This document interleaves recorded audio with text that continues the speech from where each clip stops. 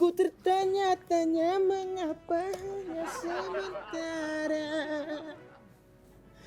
Aku Pilih-pilih lagi, pilih-pilih.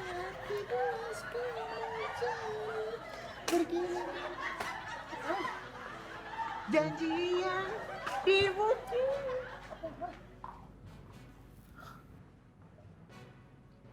Pilih-pilih lagi, Dek. Takut terjadi calon suami. Assalamualaikum dan salam sejahtera. Tajuk utama berita ke hari ini. Ular milik seorang ahli silap mata hilang. Seorang warga remaja purba hampir maut dihempap pokok pelam. Semuanya dalam berita ke sumber berita anda. Berita-berita sekadar hiburan boleh didengar, nak percaya atau tidak? Fikirlah sendiri.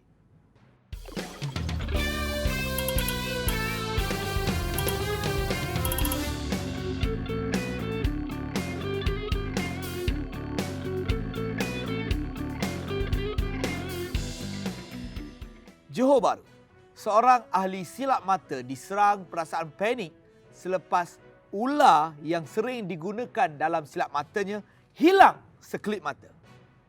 Encik Sakaratul betul-betul tak silap mata selepas melihat ular yang disimpan di dalam sebuah bilik hilang. Kemudian dia tidak membuat keputusan yang silap dengan menghubungi ahli bomba untuk mencari ularnya itu. Namun beliau silap buat percaturan. Apabila pihak bomba tidak dapat menjumpai ular tersebut, hampir seminggu Encik Sakaratul mencuba cari ularnya. Akibat risaukan ularnya membahayakan orang awam, beliau menghubungi unit berita untuk membuat liputan tentang dirinya yang tak boleh makan dengan kenyang, mandi tak basah, kerja tak jalan disebabkan kehilangan ular, ibarat bak kata hidung tak mancung, pipi tersorong-sorong. Mungkin penulis kita salah bagi peribahasa tu. Salah. Mungkin. Tak apalah, kita lupakan. Bersama dengan wartawan berita ke untuk membuat liputan bersama Encik Sakaratul.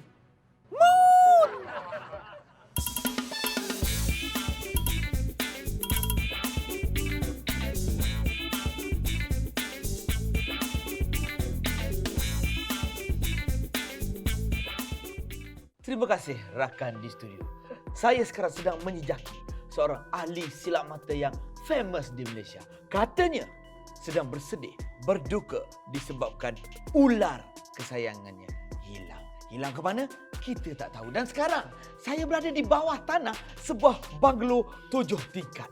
Cari punya cari, Encik Saka berada di sini. Encik Saka?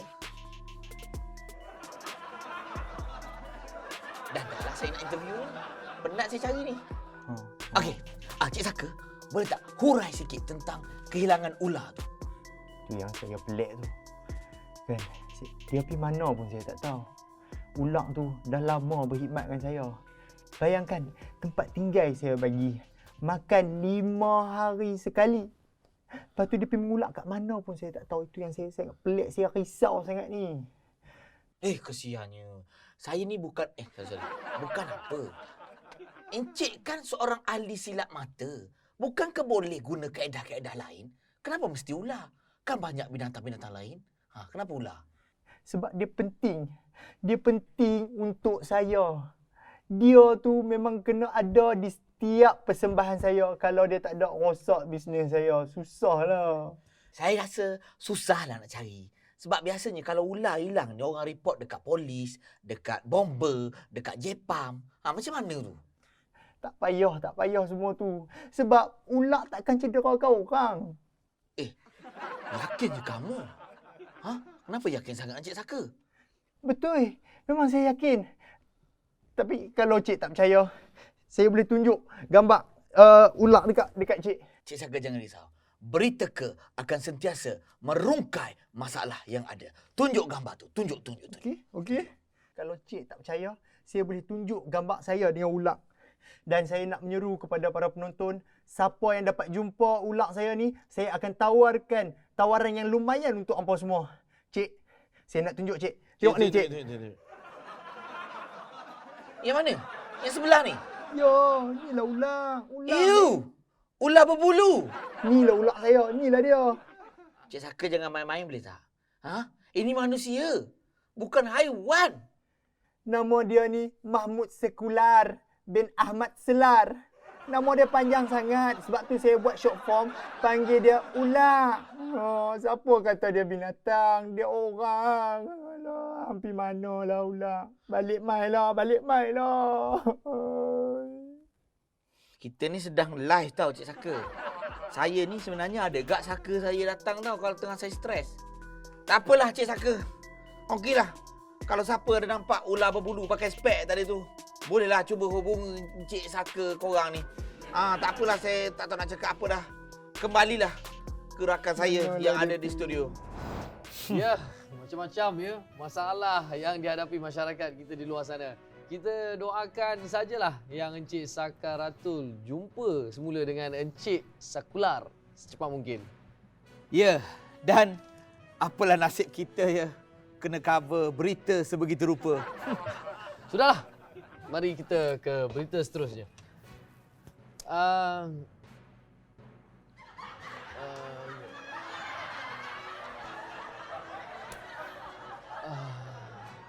Apa pasal kau ni? Hangguk-hangguk giling-giling kepala kenapa? Kau baca dah apa betul tu? Seorang lelaki nyaris maut dihempap buah mempelam. Asyik baik kau yang baca. Besar ke pelam dia? Besar kot. Sampai boleh. Mungkin bukan sebab besar. Kadang-kadang orang alah dengan bau. Okey, stay tune.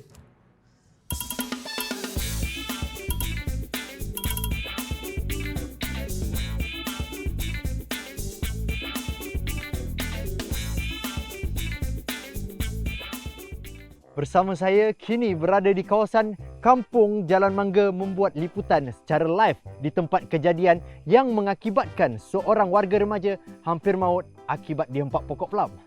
Remaja lelaki tersebut telah dikejarkan ke hospital akibat berlaku pendarahan yang hebat di muka beliau. Untuk mendapatkan berita lebih terperinci, bersama saya adalah jiran remaja itu sendiri yang berada di tempat kejadian. Bang, boleh ceritakan sikit untuk penonton-penonton kita macam mana kejadian tu boleh berlaku? Panjang cerita dia.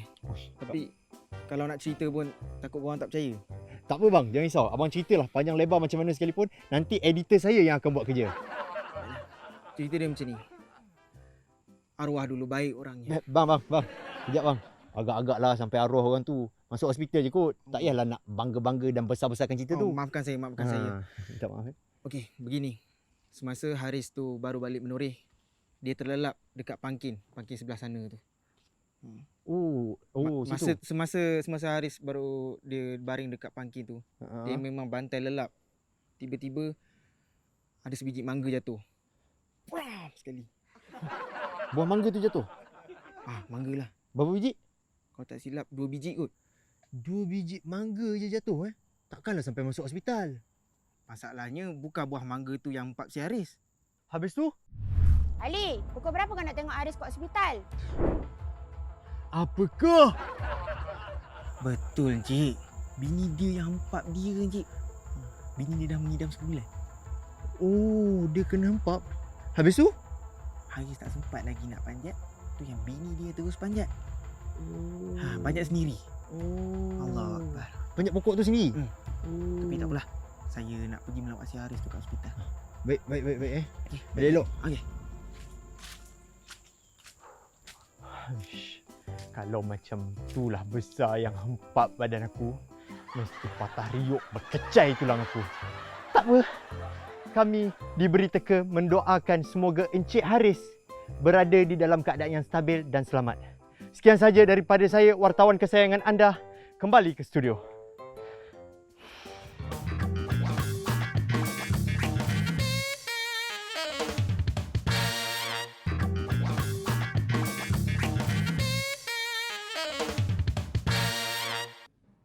Seorang lelaki telah dijatuhkan hukuman penjara 10 tahun kerana didapati bersalah memukul rakan baiknya.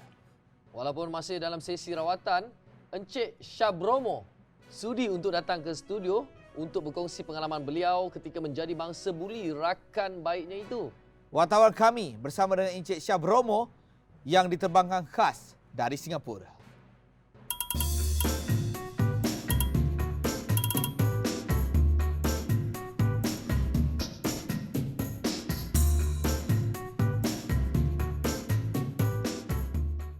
Terima kasih pemberita di Sri Studio. Masih lagi bersama dengan saya, Ismail Bukit Bukau di Studio B. Baik, kita bersama dengan Cik Bromo. Terima kasih Cik Bromo kerana sudi datang ke Studio B berjumpa dengan saya. Tak ada apa-apa, ini masalah sikit sajalah, gerek sih. Hari ini, netizen menunggu saya interview Cik Bromo untuk merungkai kisah pukul Cik Bromo yang videonya telah tular daripada Singapura sampai ke Malaysia. Oh, sebenarnya saya tak nak kongsi sangat lah cerita ni. Takut nanti viral kan. Sebab ini nanti bila viral nanti susah lah. Lagipun saya malas lah nak kecoh-kecoh. Kejap. Cik Bromo. Ya? Tangan kenapa ya? Daripada tadi saya tengok. Saraf. Ha. Oh, sar. Saya salah makan cendawan barangkali. Oh, okey. Saya makan cendawan butang. Ha? Lepas makan terus. Oh. Ha. Dia memang tangan sebelah kanan saja ke ataupun? Sebelah kanan saja. Tengok cendawan apa yang makan. Oh, okey. Kalau cendawan zip mungkin di bawah yang goyang ni. Alamak. Oh, kaki. Sebab ni butang biasa di baju. Di ya, atas efeknya. Ya. Banyak huraian Cik Bromo ni. Tak mengapa sikit saja. Okey, Ya. Cik Bromo. Sebenarnya saya nak ucap tahniah dekat Cik Bromo. Cara Cik Bromo ni sangat tenang, menunjukkan yang Cik Bromo tidak dendam dengan orang yang memukul Cik Bromo. Sebenarnya mak saya pernah bilang perkara yang sama. Dia pernah bilang benda ini waktu itu tahun 73. Waktu itu kami duduk di Gelang.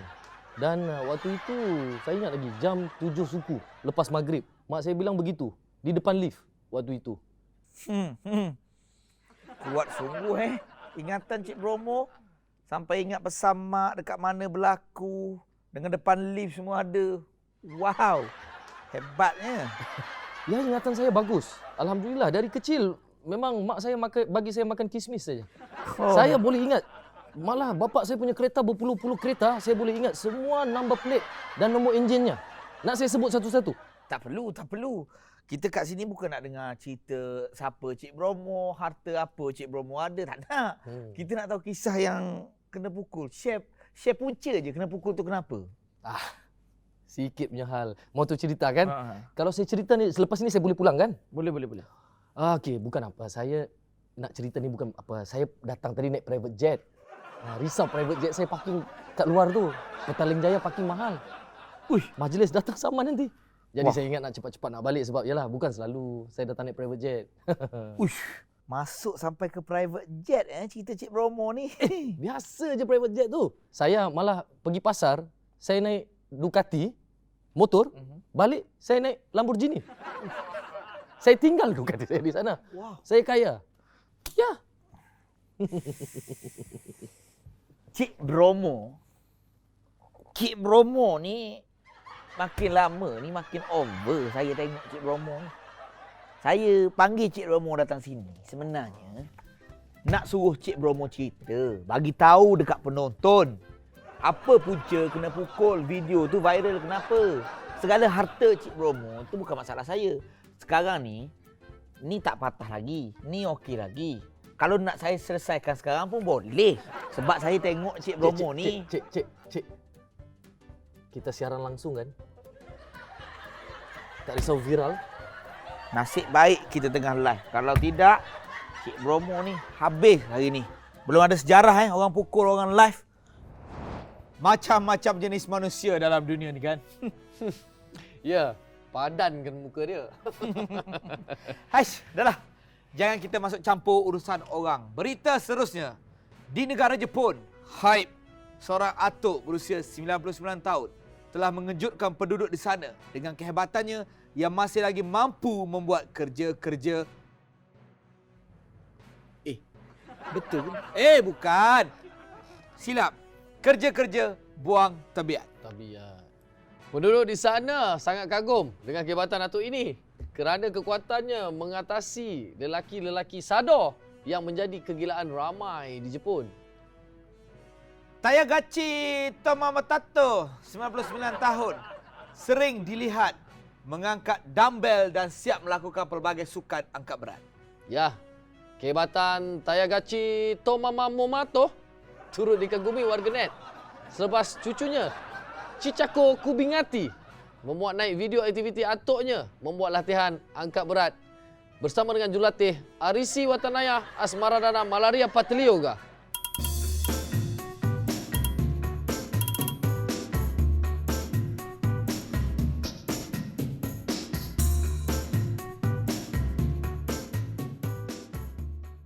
Arigatou gozaimasu. Watashi wa isse kono koto inna dekitarai inna anna yume kona yume ipai arkedo. Hai. Hai. Hai. Hai. Itu atorie Ario beritaka.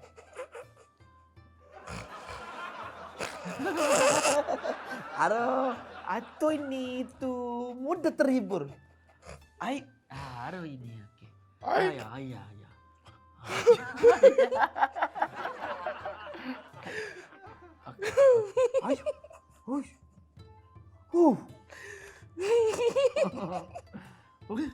Minna.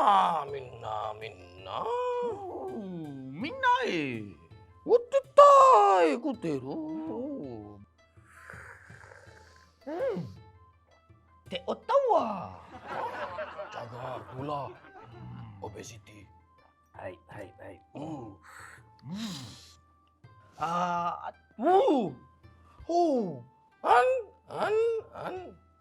Tote. Temu. Tote tu. Daisuki. Shukudai Touban Shiken ni Otsukai Anna koto konna koto tahiye dekedo. Minna. Hai. Kitare toeru. Oh. Wattina gitahe.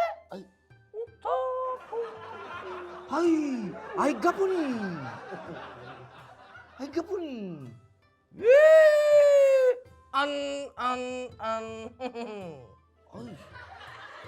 Totemu. Daisuke. Dola mau. Tai. Huyo. Atu ada tarima ya taruh. Itu. Sabri Yunus te. Hai. Apa te?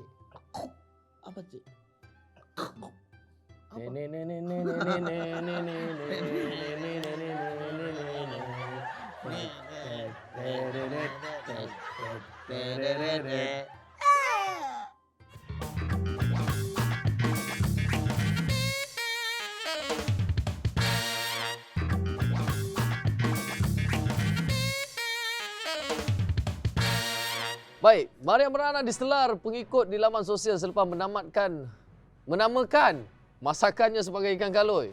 Mak Ilai masak seekor di dalam kuali. Nama menunya itu mengundang rasa tidak puas hati peminat-peminat filem klasik, terutamanya peminat cerita bawang putih, bawang merah. Maria Merana mendapat pelbagai tomahan dan komen-komen pedas dari netizen melalui gambar-gambar masakan menunya. Tak cukup dengan itu, ada yang menghantar mesej peribadi dan membuat panggilan semata-mata untuk melahirkan rasa ketidakpuashatian mereka. Begitu emosi sekali peminat filem-filem klasik ini ya. Yang uniknya, mereka melepaskan marah dengan menggunakan dialog-dialog filem klasik.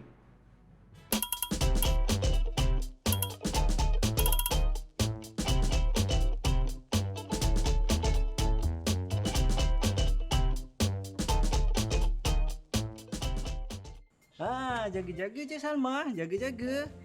Jaga-jaga tau. Kan dah jatuh. Walaupun rupamu tidak ku kenal, tetapi lubang hidungmu tetap menjadi pujaan hatiku. Kecil-kecil tak nak Tut! Besar-besar menyusahkan orang. Itulah, disuruh kahwin, tak mau. Sekarang, siapa yang nak masak ayam tu? Penonton, filem kontroversi Siput oleh pengarah yang turut cintakan kontroversi Nama Wasapa telah dicalonkan untuk 4 kategori dalam Festival Filem Kampung. Maafkan saya teruja dengan nama ni, lama tak dengar. Ya. Walaupun berjaya di peringkat itu, ramai pencinta-pencinta haiwan mengagumi filem itu.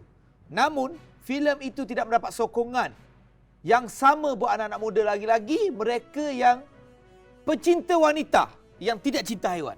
Oh, berbalah di situ. Malah filem itu turut dikecam oleh Persatuan Pencinta Wanita, Persatuan Pencinta Jodoh dan juga Persatuan Pencinta Hak Milik Orang serta pencinta rumah berwarna merah-merah. Maaf saya. Dalam posting Nama Wasapa di Facebook, beliau memberitahu bahawa filem Siput mendapat inspirasi dari peristiwa kehidupan sebenar dirinya yang berlaku sewaktu beliau di bangku sekolah rendah lagi. Sejauh mana kebenarannya? Ikuti wartawan kami membuat liputan khas tentang isu ini.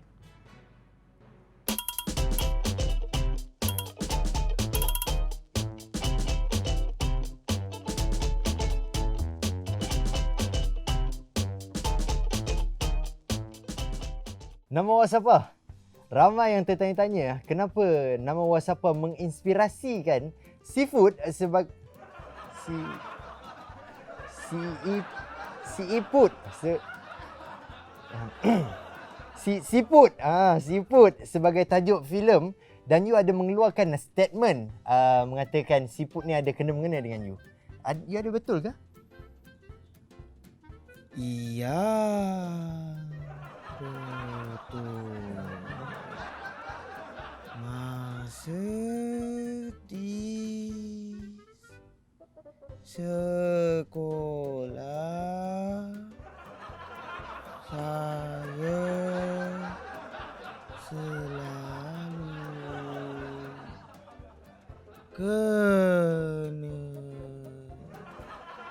ejek.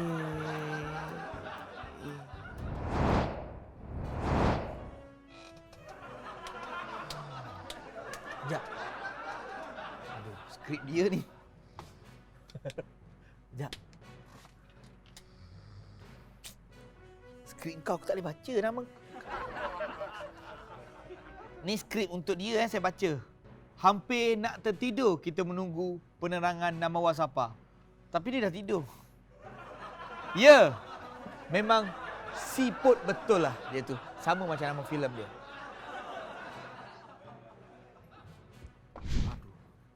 Assalamualaikum dan selamat malam.